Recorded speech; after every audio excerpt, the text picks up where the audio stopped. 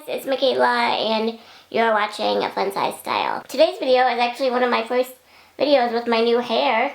It is like so short. It is the shortest my hair has ever been in my life. I needed it, well, I didn't need to, but it would be much easier if I got it cut super short for halo traction, because where they have to put some of the pins in my head, they're gonna have to shave some spots, and if it was super long like it was, they'd have to shave even more, and then there would be like more weird spots. It starts to grow back. It will just look really weird. So I figured it would just be best to go short if we're going into traction. And my friends also experience traction at their haircut as well. Make life easier, although I do miss my long hair already. Anyways, that's not what today's video is about. Today's video is a bit of a unexpected health update. I honestly didn't expect to do any more updates on this, especially in my last video. I'll link it here on the iCard. This recovery from my tympanomastoidectomy, the most recent one that I had, has been like a roller coaster. It's been up and down. It's been super rocky. I am doing really well. I do like to share my hearing loss journey. My cause of hearing loss was not fault of my own. Basically, medical neglect from previous physicians, until the physician I found, that I have now, that I have praised from the rooftops. She is like my hero. I had another post-op appointment on August 24th, I think. August 24th or 23rd. Wanted to see me one more time to make sure that I'm still healing well, because where they have, I've explained this before, but where they have to put one of the pins for my halo traction is just above where my scar is from my mastoidectomy, revision mastoidectomy, and tympanoplasty. And she just wanted to see me like one more time before surgery. So I am healing really well. The scar is doing really well. But what was rocky about this week is I started having the pain again. Kid you not. But I was able to make the connection, slowly going back to being pain-free. So the surgery was still a success, but this recovery has been up and down. So when I saw her, I explained that to her and explained my theory, and she was like, yep, that's definitely what it was. She knew exactly what caused it. So I have a little case. I have a custom shower plug. I've experienced chronic infection. The station tube placements were failing. As a result, especially after having a mastoidectomy and tympanoplasty, no longer get my ear wet. After my first tympanomastoidectomy, I got this custom shower earplug thing. It's just silicone. And let me tell you, I'm in the wrong market, because this piece of silicone, this custom piece of silicone, cost me $90. $90. Can't even use it now. Before my second surgery that I had in July, I wore every time I got in the shower, and it's fine. But it's custom because standard plugs don't fit my ear super great. Second surgery, she told me to stop wearing it temporarily while I was healing, because I didn't want to mess up the stitching and swelling and healing process, having a foreign object in my ear. The last appointment I had in 3-week post-op, 2-week post-op, 1-week post-op, I don't know. I still couldn't wear it, and then that was the day that I said I was pain-free finally. After a week or 2 weeks, I got clearance to wear it again. So I will not be fully healed for 3 to 5 months. Not because something's wrong, not because this kind of surgery. It just takes a really long time for everything to heal, for inflammation to go down. It just takes a really long time. It's normal, it's just the type of surgery that it is. She warned me that there was a chance that this would no longer fit, because when she went in again for the second time when I had this, because they had to widen it and open it more to repair everything. Got in the shower, it just didn't fit great. I paid $90 this thing. I should be able to wear it for 9 months, 10 months. So that was a waste of money. Only this would last me 30 years, but of course I had to have a second surgery in less than a year. And here we are, and $90 out the drain. You can tell how happy I was to have to spend $90 on a piece of silicone. Because I was wearing cotton, cotton balls, and using this Pure Haven Mom Balm as a non-toxic alternative to Vaseline. So that's what I was using in the shower. But this is this custom plug, so much easier than having to put the cream on the cotton ball and stuffing it in my ear. This is so much easier, and that's why I got this, and that's why my surgeon recommended it to me the first time. It's so much easier. It stays better. She knows the cotton ball isn't waterproof. Water still gets in. It's not perfect, but it's better than nothing. It didn't fit perfectly, but it fit well enough for me to be able to wear it in the meantime before I could set up an appointment to get another one of these, because my ear shape has changed. So this is no longer valid, I started wearing it again. Once I started wearing this again, I started having the pain. Luckily, I was able to make the connection. Once I started wearing it consecutively, like, that's when I would get the pain. I went to my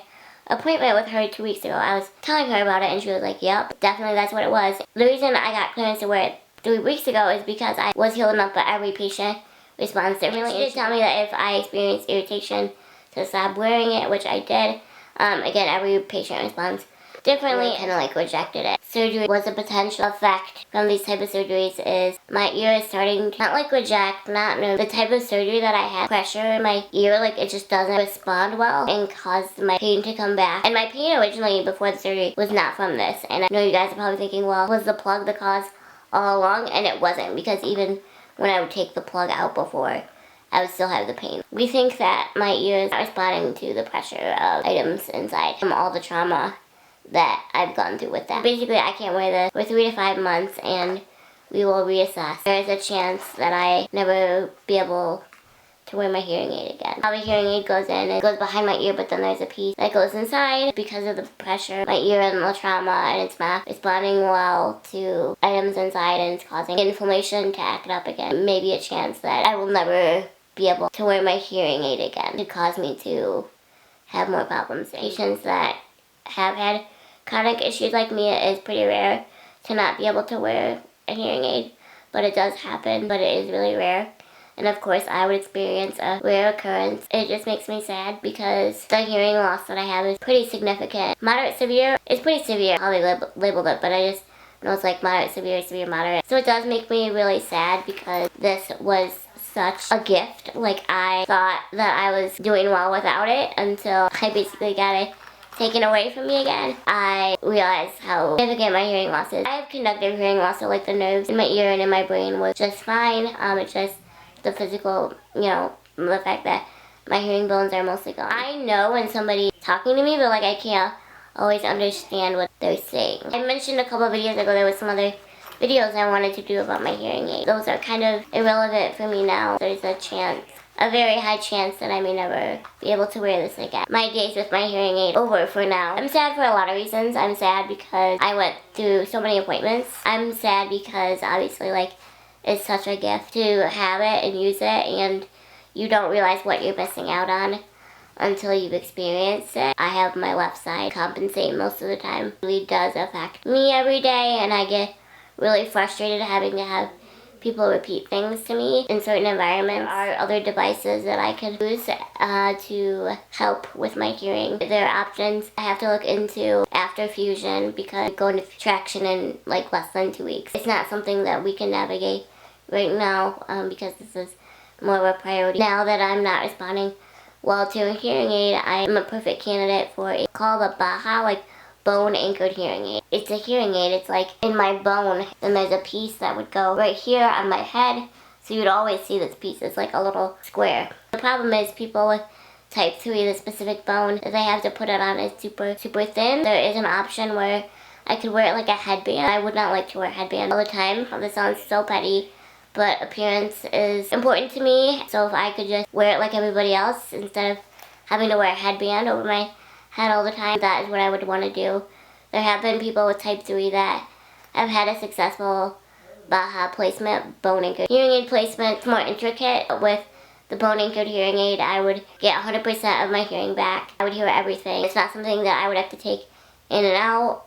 It's in my head, so it's basically in there forever. It is a huge success for a lot of people, but with type 3 it just takes more planning. That's an option that we're looking into. Require another surgery I'm not thrilled about because after my fusion I wanted to be done with those for a while, but my level of hearing is really frustrating at times, and so if there's something that can help me navigate the world easier, because I already have enough barriers, then I want to look into it. She said it's very rare to have this like quote complication. In the meantime, I have to stay in my quiet little world. We will look into the bone anchored hearing aid after fusion. It's fine. Like, I can still see, I can still hear, I can still communicate with people. It's just difficult in certain environments. There's a lot of discussion that we need to have about it. I just want to let you guys know because those other videos I wanted to make about my hearing aid, it's irrelevant to me now because I can't wear this anymore. Because I'd much rather not be able to hear than be in pain every day. And I want to heal appropriately from this surgery so that I don't have to go through it again. My surgeon is amazing and she's not giving up on me. She's gonna find a way for me to be able to hear better. But right now we just have to put this option aside.